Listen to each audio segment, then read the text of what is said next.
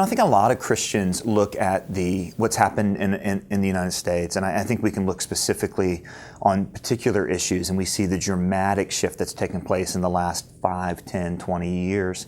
And it's easy to see these things as a moral slip, right? I mean, we're tolerating more things morally, particularly in the areas of sexuality, obviously, than we did in the past. And that would be true, but I don't think it would be deep enough.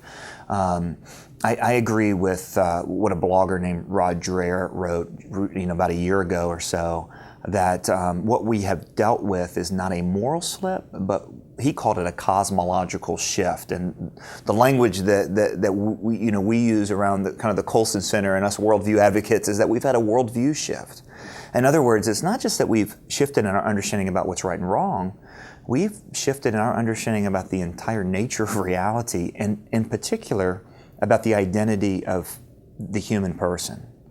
Throughout the history of Western civilization, without getting kind of too esoteric here, we've kind of seen the human person to be someone who has to wrestle with those big metaphysical questions about life and the world and figure out how to behave in light of their answers. That doesn't mean they answered, questions about God and truth and morality in a Christian way or even in a theistic way. Maybe it was an Epicurean or a hedonistic way that allowed all kinds of moral behavior.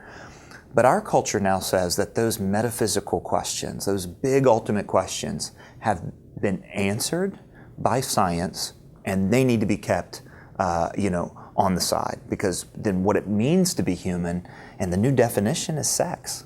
We are our sexual identity. Now, to me, this is a huge opportunity for the church, because looking at someone and saying to them, "You're nothing more than your inclinations or your behavior." What a small, dehumanizing, shriveled up view of the human person. And what answer does Scripture give us? To bring to the world this good gift that Christians have brought to cultures throughout history. You have inherent human dignity from the moment of birth to the moment of death because you're made in the image and in the likeness of God. That is what Chuck Colson would have called a great proposal. We can propose this great answer to our culture.